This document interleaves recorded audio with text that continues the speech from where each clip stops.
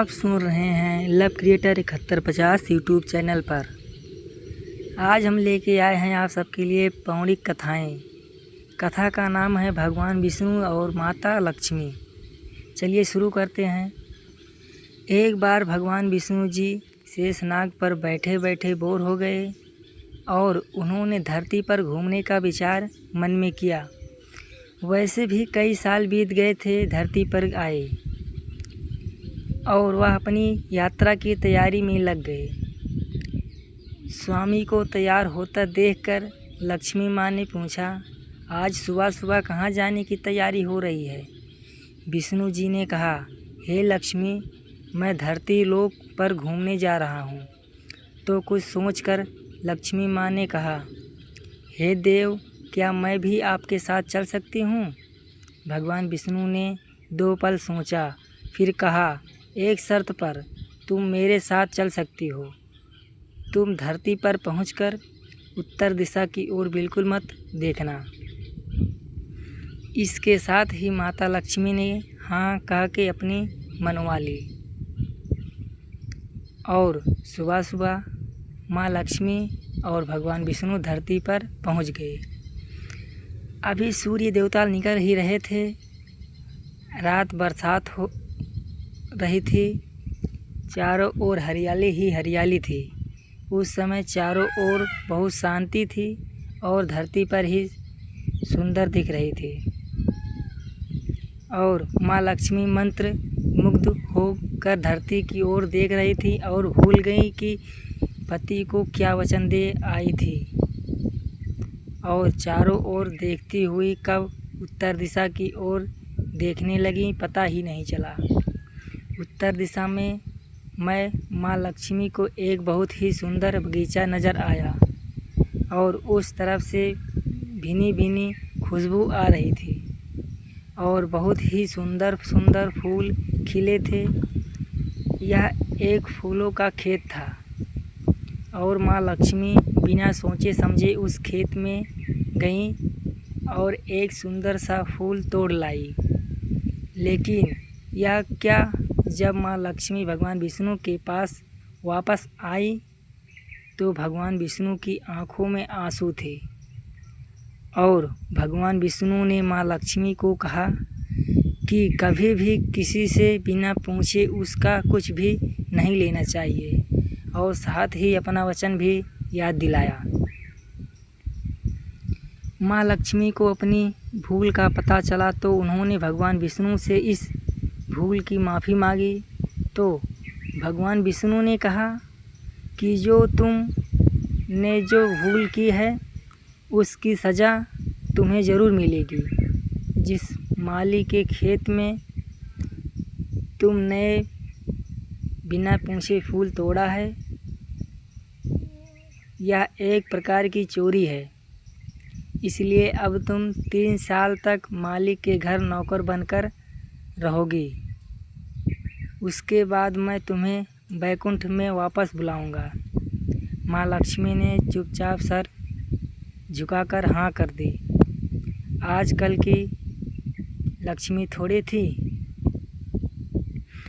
और माँ लक्ष्मी एक गरीब औरत का रूप धारण करके उस खेत के मालिक के घर गई। घर क्या, एक झोपड़ा था और मालिक का नाम माधव था। माधव की बीवी 2 बेटे और 3 बेटियां थीं। सभी उस छोटे से खेत में काम करके किसी तरह से गुजारा करते थे।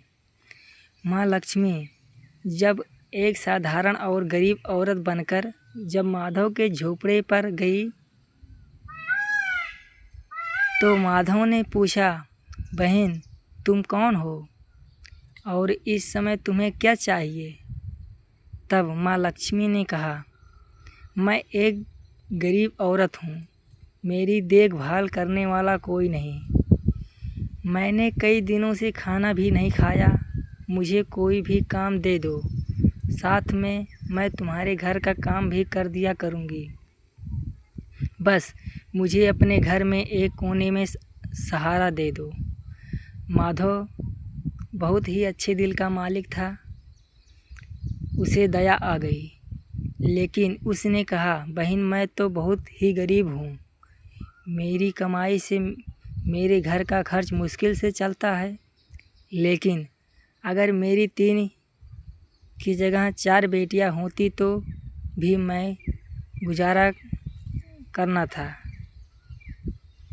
अगर तुम मेरी बेटी बनकर जैसा रूखा सूखा हम खाते हैं उसमें खुश रह सकती हो तो बेटी अंदर आ जाओ।